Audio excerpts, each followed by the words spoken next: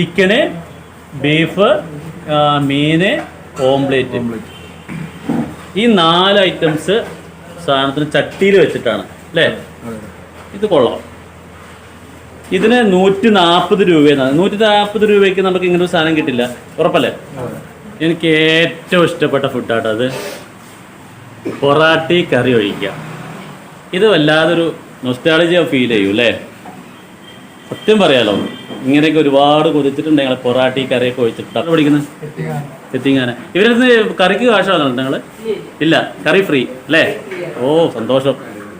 ഇത് സംഭവം കേട്ടോ, പൊറാട്ടി കറി ഒഴിക്കുക എന്ന് പറയും. പൊറാട്ടിയിൽ പെയിന്റ് അടിക്കാന്നാ പറയാം നിങ്ങളെ പണ്ട് അല്ലേ? ഇപ്പോഴാണ് തന്നെ അല്ലേ?